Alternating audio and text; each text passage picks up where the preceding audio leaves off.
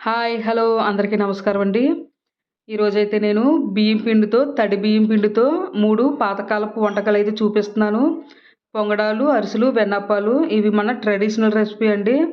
మన ఆంధ్రాలో main traditional recipe అనమాట. పొంగడాలు, అలాగే అరిసెలు, అలాగే వెన్నప్పాలు తక్కువ బడ్జెట్‌తో మనకి ఇలా 3 రకాలుగా పిండి వంటలైతే తయారు చేసుకోవచ్చు. చాలా బావుంటాయండి. సింపుల్‌గా మనం తయారు చేసుకోవచ్చు. ఒకరోజే మనం ఇలాగా చాలా సింపుల్‌గా తయారు చేసుకోవచ్చు. మరి ఎలా చేసుకోవాలనేది ఈ వీడియోలో అయితే చూపిస్తున్నాను. లాస్ట్ వరకు చూడండి. వీడియో మాత్రం లాస్ట్ వరకు చూసి లైక్ అయితే చేసి షేర్ అయితే చేయండి. సబ్స్క్రైబ్ కూడా చేసుకోండి. మీకు కంపల్సరిగా ఈ వీడియో అయితే బాగా నచ్చుతుంది. మన ప్రాసెస్లోకి అయితే వెళ్దాము. అయితే నేను పిండి అయితే చూపిస్తున్నానండి. నేను క్వార్టర్ రైస్ తీసుకున్నాను. ఒక రోజున్నర అయితే నానబెట్టుకున్నాను. మధ్య మధ్యలో వాటర్ మార్చి నానబెట్టుకున్నాను అనమాట. నేను నానబెట్టుకున్న రోజు నాకు ఖాళీ లేక ఫ్రిడ్జ్లో పెట్టేసుకున్నాను ఇలా కవర్లతోటి. తర్వాత రోజు అయితే నేను తయారు చేసుకుంటున్నాను. పిండి అయితే మాత్రం తడిపిండి బయటగానే ఉంచారంటే పాడైపోద్దండి. ఇలాగ ఆడించుకుని వెంటనే మీకు ఖాళీ లేదంటే ఫ్రిడ్జ్లో పెట్టుకొని తర్వాత రోజు కూడా తయారు చేసుకోవచ్చు. ఇప్పుడు ఈ పిండితో నేను ఎన్ని వంటలు అయితే చేస్తున్నానో చూపిస్తున్నాను మీకు. ఇది 3 కేజీల తడిపిండి అనమాట, క్వార్టర్ రైస్. ముందుగా మనం అరిసెలకి తయారు చేసుకుందాము. ముందుగా దీనికి అర కేజీ ఉంటుందండి. నేనైతే కొల అయితే నేనేమి మామూలుగా నాకు అంచనాగా అయితే వేసేస్తున్నాను. ఇది అర కేజీ బెల్లం అయితే ఉంటుంది. ఇందులో ఇప్పుడు మనం కొంచెం నీళ్ళు పోసుకొని స్టవ్ మీద అయితే పెట్టుకుందాము. ఎందుకంటే అరిసెల పాకు మనకు చల్లారాలి కాబట్టి ముందు అరిసెలు అయితే తయారు చేసుకుందాం. 3 ఒకసారి తయారు చేసేసుకుందాము. ఇప్పుడు చూడండి బెల్లం అయితే మరుగుతుంది కదా. పాకం దగ్గరికి వచ్చిన తర్వాత కొంచెం మంట అనేది స్లిమ్లో పెట్టుకొని పాకం అనేది చూసుకోవాలి. మనకి చేతికైతే ఉండైతే దొరకాలండి. అలానే మరీ గట్టిగా పాకం వచ్చేయకూడదు. మీకు చూపిస్తున్నాను కదా ఇలాగా చేతికి మనం ఎలా తిప్పితే అలాగా ఈ ఉండైతే రావాలన్నమాట. ఇప్పుడు ఇది అరిసెలకి పర్ఫెక్ట్గా పాకం అనమాట. ఇలా చేసుకుంటే అరిసెలు చాలా మెత్తగా దూదిలా ఉంటాయి. ఇది పర్ఫెక్ట్ పాకం అనమాట అరిసెలకి. ఇప్పుడు మనం కొంచెం కొంచెం పిండి వేసుకుంటా ఇందులో కొంచెం నువ్వులు కూడా వేసుకుంటున్నాను. మనం ఓన్లీ ఉత్తుగా అరిసెలు కాకుండా ఇలా నువ్వులు వేసుకుంటే అరిసెలు చాలా టేస్ట్గా ఉంటుంది అనమాట. కాబట్టి కొంచెం నువ్వులు అయితే మీ కాడ ఉంటే వేసుకోండి, లేదంటే పర్లేదు. ఒకసారి బాగా కలిపేసుకొని కొంచెం కొంచెం పిండి వేసుకుంటా కలుపుకుంటూ ఉండాలి. మొత్తం పిండి పూర్తిగా బెల్లంలో కలిసిన తర్వాతే మీరు పిండి అయితే యాడ్ చేయండి. అలానే చూసుకోండి దగ్గరికి వచ్చిన తర్వాత కొంచెం కొంచెం పిండి వేసుకొని కలుపుకోవాలి. మరి మనకి ఎక్కువ పిండి అయిపోయిందంటే అరిసెలు చేసుకున్నప్పుడు చాలా గట్టిగా అనేది అరిసెలు అనేది చాలా గట్టిగా అనేది వస్తాయి అన్నమాట. కాబట్టి మనం కలుపుకుంటా కరెక్ట్గా చూసుకోవాలి. ఇలా కొంచెం కొంచెం పిండి వేసుకుంటా కలుపుకోవాలి.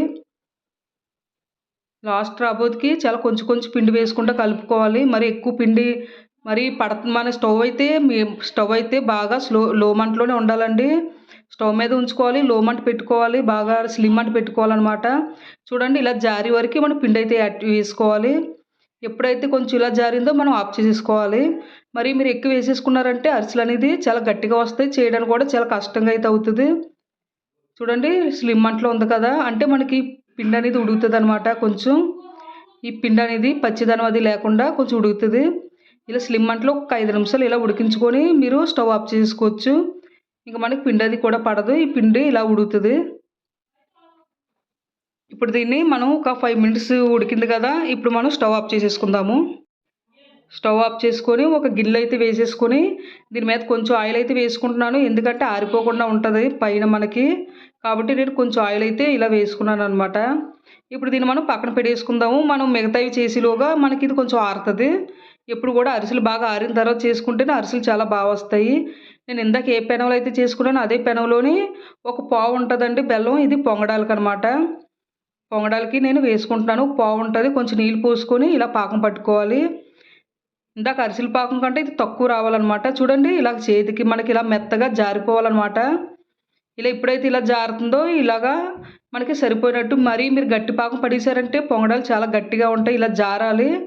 పాకం అనేది ఇలా జారితేనే మనకి పొంగడాలకి పర్ఫెక్ట్గా పాకం అనమాట. ఇప్పుడు ఇందాకలాగే కొంచెం కొంచెం పాకం కొంచెం కొంచెం పిండి వేసుకుంటూ కలుపుకుంటూ రావాలి.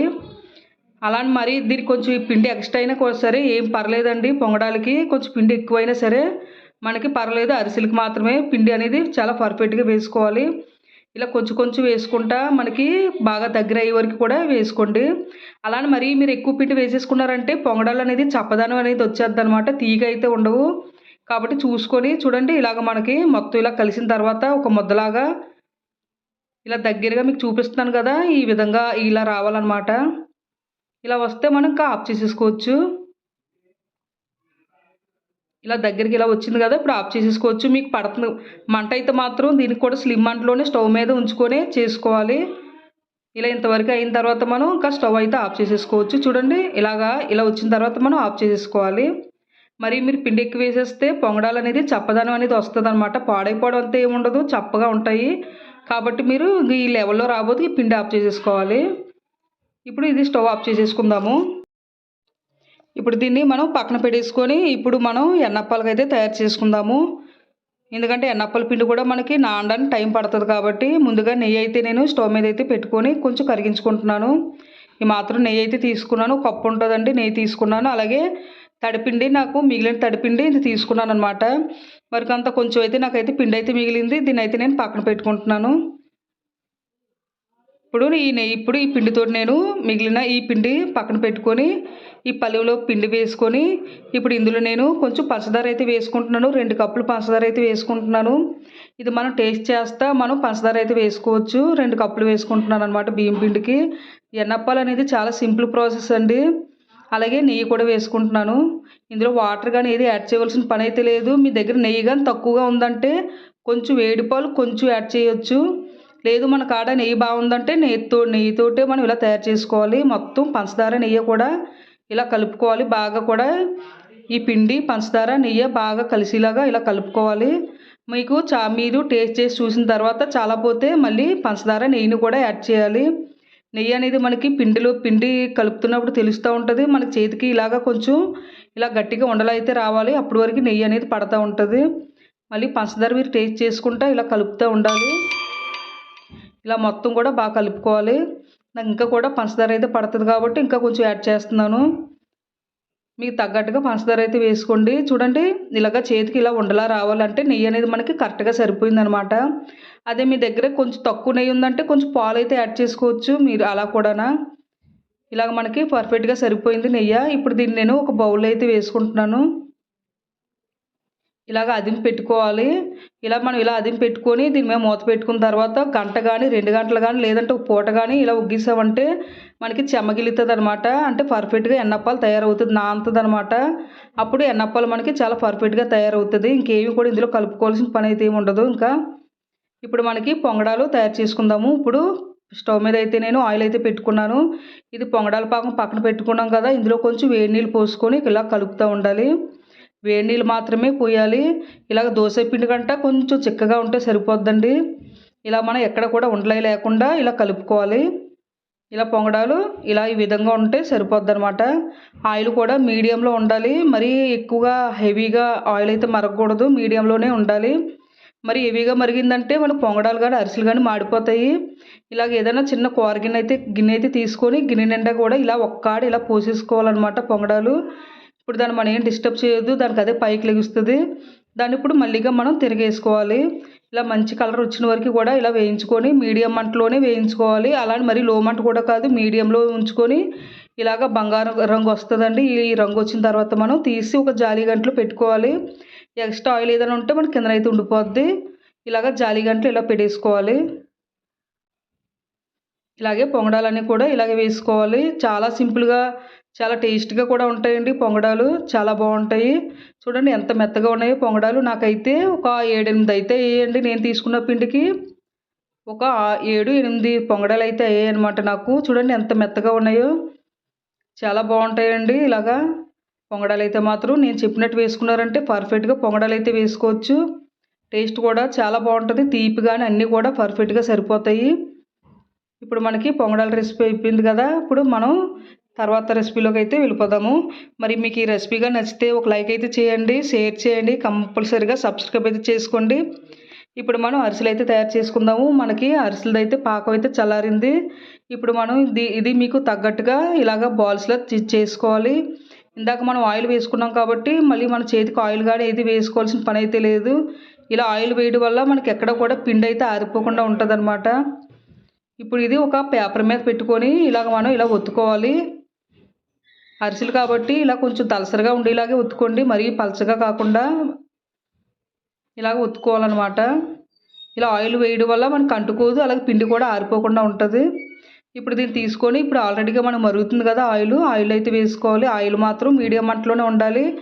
ఇప్పుడు కూడా హెవీ మంట అయితే పెట్టకూడదు, అలానే బాగా స్లిమ్ మంట కూడా పెట్టకూడదు, మీడియం మంటలోనే ఉండాలి. కొంచెం ఇలా ప్రెస్ చేసామంటే మనకి అరిసె అనేది చాలా బాగా పొంగుతుంది. ఇలాగ మళ్ళీ ఇలా ప్రెస్ చేస్తే అరిసె చాలా బాగా పొంగుతుంది. చూడండి ఇలా అరిసి పొంగింది కదా, ఇలా ఒక్కొక్కటి వేసుకోండి. ఇలాగా మళ్ళీ ఇలా తిప్పుకొని వెంటనే తీసేసుకోవాలి, ఎందుకంటే ఎక్కువ వేయించుకోవాల్సిన పని అయితే ఏం లేదు మనకి. చాలా అరిసెలు అయితే చాలా ఫాస్ట్గా అయితే అయిపోతాయి. ఇప్పుడు మనం తీసేసుకుందాము. ఇటు చూడండి కలర్ అనేది చాలా బాగా వచ్చింది కదా. ఇప్పుడు దీన్ని తీసుకొని ఇప్పుడు జాలి గంటలో పెట్టుకోవాలన్నమాట. ఇవి వత్తవలసిన పని అయితే ఏం లేదండి. ఇట్లా ఆయిల్ అనేది మనం పక్కన పెట్టామంటే ఆయిల్ అనేది దానికి అదే వచ్చేద్ది అనమాట. కాబట్టి ఇలాగ మనం సైడ్కి జాలి గంటలో సైడ్కి అయితే పెట్టుకోవాలి. చూడండి మీకు చూపిస్తున్నాను కదా, మధ్యలో అయితే చిన్న గిన్నె అయితే పెట్టాను జాలి దాంట్లోని. ఇలా నిలబడి పెట్టాలన్నమాట అరిసెలు. ఇలా నిలబడి పెట్టినప్పుడు అరిసెలో ఉన్న మొత్తం ఆయిల్ అంతా కూడా కిందనైతే ఉండిపోద్ది. ఇలా నిలబడి ఎప్పుడు కూడా అరిసెలు అనేది ఇలా నిలబడి పెట్టాలి. మధ్యన అనేది ఇలా గిన్నె అయితే పెట్టుకున్నారంటే మొత్తం ఆయిల్ అంతా మీకు ఇలా జాలి దాంట్లోంచి కిందకి అయితే వెళ్ళిపోద్ది. చూడండి అరిసెలు అనేది రెడీ అయిపోయి పైన అనేది చాలా క్రిస్పీగా లోపల చాలా సాఫ్ట్గా మనకి అరిసెలు అనేది తయారైపోయి, నేను చేసుకున్న పిండికి నాకైతే ఇన్ని అరిసెలు అయితే వచ్చాయి. చాలా మెత్తగా ఉన్నాయండి. చూడండి నేను చెప్పిన పాకం కూడా చాలా పర్ఫెక్ట్గా అనేది ఉంటుంది. చాలా మెత్తగా దూదులు అయితే ఉంటాయి. పాకం కూడా పర్ఫెక్ట్గా అయితే సరిపోద్ది. మరి కంపల్సరీగా చూడండి గిన్నె పెట్టడం వల్ల మనకి ఇలా నిలబడి ఉన్నాయి. ఆయిల్ చూడండి కిందకైతే ఆయిల్ అయితే మనకి ఇలాగా ఉంటుందన్నమాట. కాబట్టి మీరు మధ్యన ఇలా గిన్నె పెట్టుకొని ఇలా నిలబడి పెట్టారంటే మీకు ఆయిల్ అంతా కూడా ఎక్కడ కూడా లేకుండా అరిసెల్లోంచి వచ్చేద్ది. చూడండి ఎంత మెత్తగా ఉన్నాయో, చాలా మెత్తగా ఉన్నాయి అరిసెలు అయితే. నేను చెప్పిన పాకం కూడా చాలా పర్ఫెక్ట్గా ఉంటుందండి. కంపల్సరీగా ట్రై చేయండి. మరి మీకు ఈ రెసిపీ నచ్చితే లైక్ చేసి షేర్ చేసి సబ్స్క్రైబ్ చేసుకోండి కంపల్సరీగా. ఓకే ఫ్రెండ్స్, మనం ఇప్పుడు తర్వాత వంటలోకి అయితే వెళ్ళిపోదాం. ఇప్పుడు ఎన్నప్పాలు అయితే తయారు చేసుకుందాము. ఇప్పుడు ఎన్నప్పాల పిండి చూసుకుందాం. చూడండి చెమ్మగిలింది కదా ఇప్పుడు మనకి. చూడండి మెత్తగా ఇప్పుడు మనకి మెత్తగా అయితే తయారైంది. మనం ఇలా పక్కన నేనైతే 4 గంటలు అయితే నానబెట్టుకొని పక్కన అయితే పెట్టేసుకున్నాను. అంటే మనకి బాగా చెమ్మగిలుతుంది అనమాట, ఇలా మెత్తగా అయితే అవుతుంది. ఇప్పుడు దీన్ని ఒక పళ్ళెంలో వేసుకొని బాగా కలిపేసుకోండి చేతితోటి. ఇలా బాగా కలిపేసుకున్న ఇలా బాగా పిండిని మాత్రం ఇలా బాగా కలుపుకోవాలి. ఇలా కలుపుకున్న తర్వాత ఇలా కొంచెం కొంచెంగా మీకు తగినంత విధంగా ఉండలు అయితే తీసుకోండి. ఇలా బాల్స్లో తీసుకొని ఇలా రౌండ్గా చేసుకొని ఎక్కడ క్రాక్స్ లేకుండా ఇలా రౌండ్గా చేసుకొని ఇలా కొంచెం మీరు ఒత్తారంటే మీకు ఎన్నప్పాలు అనేది రెడీ అయిపోయినట్టే. చూడండి ఈ షేప్లో ఉండాలన్నమాట, దలసరిగా ఉండాలి. చిన్నది ఇలా అదిమరంటే రౌండ్గా ఉన్న బాల్స్ని మనకి ఎన్నప్ప అనేది తయారైపోయింది. ఆయిల్ మాత్రం బాగా ఫుల్గా వీటిగా అయితే ఉండాలండి ఎన్నప్పాలకి. మీరు మంట అనేది తక్కువలో ఉన్నప్పుడు కానీ వేసారంటే ఎన్నప్పాలు అనేది విడిపోతాయి అన్నమాట. వేయించుకున్నప్పుడు మాత్రం కొంచెం జాగ్రత్తగా వేయించుకోవాలి. ఆయిల్ అనేది బాగా వీటిగా అయితే ఉండాలి. ఇలా ఎన్నప్పాలు వేసి వెంటనే మనకి కొంచెం బేగానే వేగిపోతాయి. చాలా మల్లిగా తీసుకోవాలి. ఇలా మల్లిగా ఇలాగా కలుపుకొని చూడండి చాలా స్మూత్గా ఇప్పుడు మనం ఇలా ఆయిల్లో వేయగానే బాగా మెత్తబడిపోతాయి. కాబట్టి కొంచెం అవి వేగిన తర్వాత కొంచెం అయితే గట్టిగా అయితే తయారవుతాయి.